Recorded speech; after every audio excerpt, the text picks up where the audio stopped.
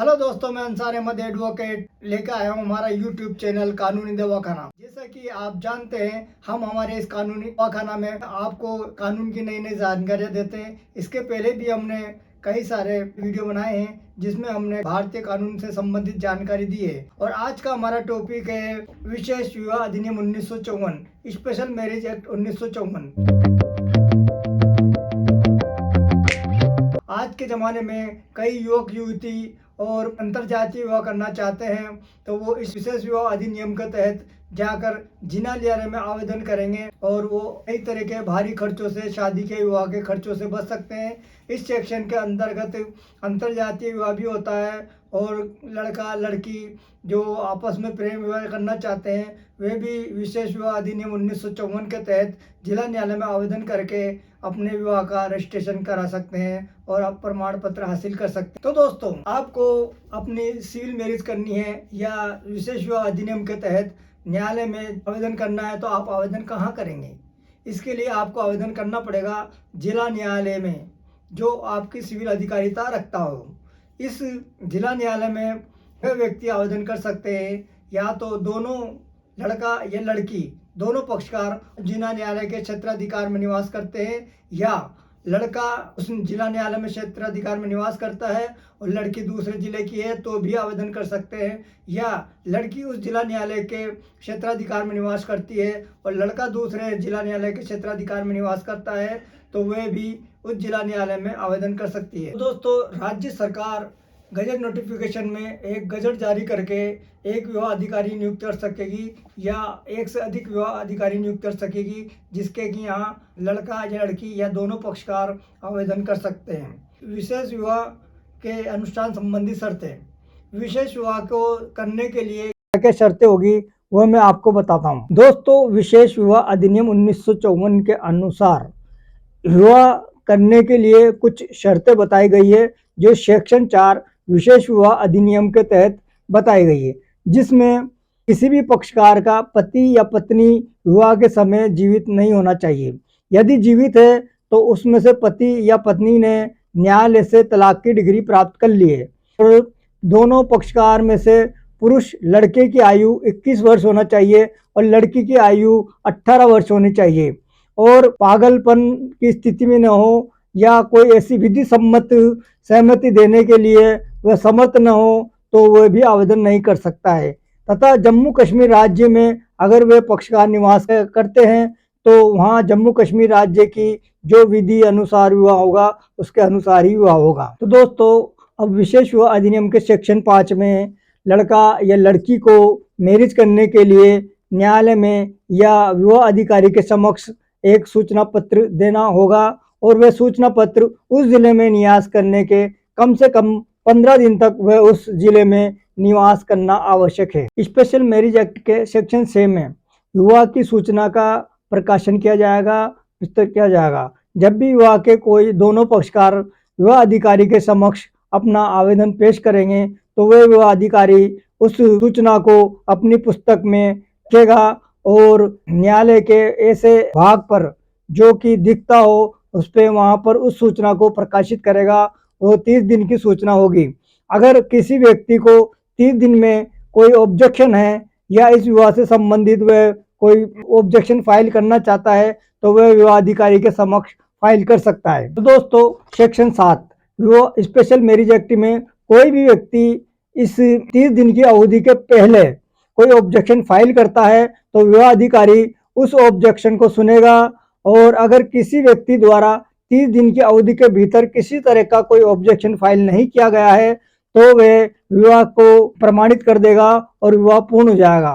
यदि किसी व्यक्ति द्वारा 30 दिन की अवधि के भीतर कोई ऑब्जेक्शन फाइल कर दिया गया है या सेक्शन 4 के तहत जो कानून बताए गए हैं उसके तहत ऑब्जेक्शन फाइल करता है तो विवाह अधिकारी उसको सुनेगा और 30 दिन के अंदर अंदर उसका निस्तारण करेगा। सेक्शन 7 में ऑब्जेक्शन प्राप्त होने पर विवाह अधिकारी सेक्शन 8 के तहत प्रक्रिया अपनाते हुए पूरे ऑब्जेक्शन की जांच करेगा और जांच करने पर यह पाया जाता है कि वह ऑब्जेक्शन अनुचित है या मानने लायक नहीं है तो उसे खारिज कर देगा और इस तरह की प्रक्रिया में वह 30 दिन लगाएगा।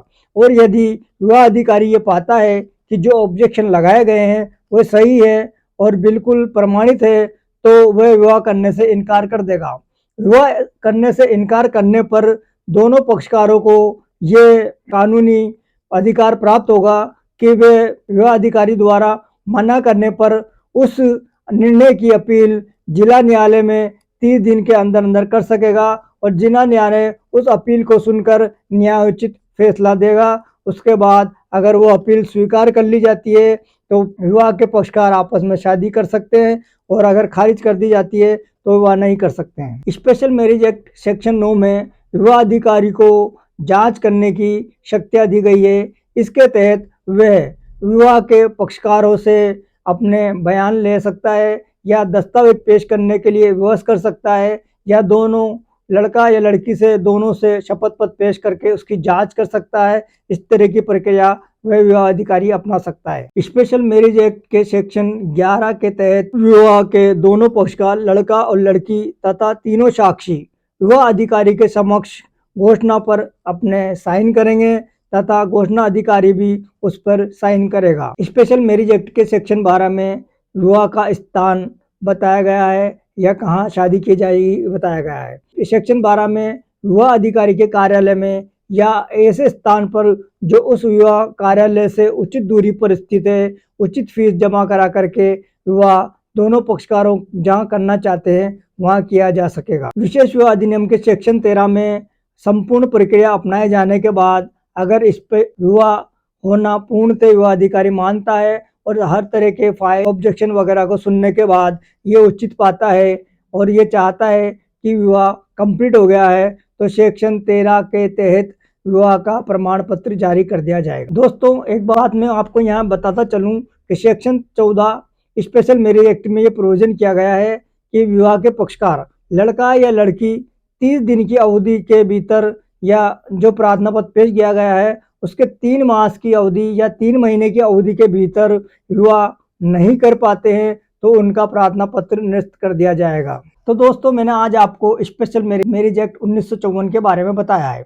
अगर मेरी भाषा हिंदी भाषा में मैंने बताया, अगर आपको समझने में कोई परेशानी हुई हो तो मैं शॉर्ट में आम बोलचाल की भाषा में इसको बता देता हूँ।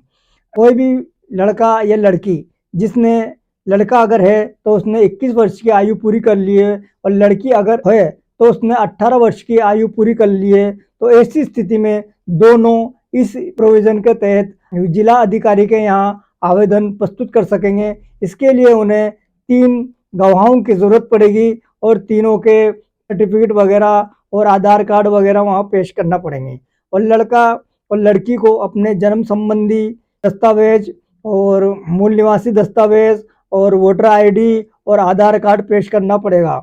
ये सब प्रक्रिया अपनाते हुए जिला न्यायालय में जो विवाह अधिकारी नियुक्त किया गया है उसके यहाँ आवेदन करेंगे और आवेदन प्रस्तुत होने के बाद विवाह अधिकारी दोनों लड़का और लड़की दोनों के माता पिता के यहाँ नोटिस जारी करेगा और 30 दिन में ऑब्जेक्शन मांगेगा। और इसके अलावा न्यायालय में ऐसे स्थान पर जो सार्वजनिक रूप से दिखाई देता हो वहाँ पर एक नोटिस चस्पा करेगा, चिपकाएगा और कोई भी व्यक्ति उसको पढ़ के अगर ऑब्जेक्शन फाइल करता है तो वो विवाह अधिकारी 30 दिन में उसको सुन करके डिस्पोजल करेगा, डिसाइड करेगा, निस्तारित करेगा।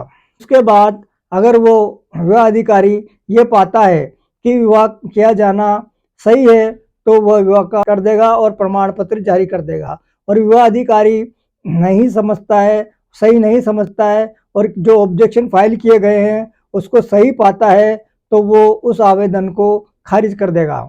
और इस तरह की प्रक्रिया को अपनाने में 3 माह 3 महीने से अधिक अगर लड़का या लड़की लगाते हैं तो उनका जो प्रार्थना पत्र है वह अपना आप खारिज कर दिया जाएगा और अगर वो विवाह करना चाहते हैं तो उन्हें दोबारा नया प्रार्थना पत्र विवाह अधिकारी के समक्ष पेश करना पड़ेगा।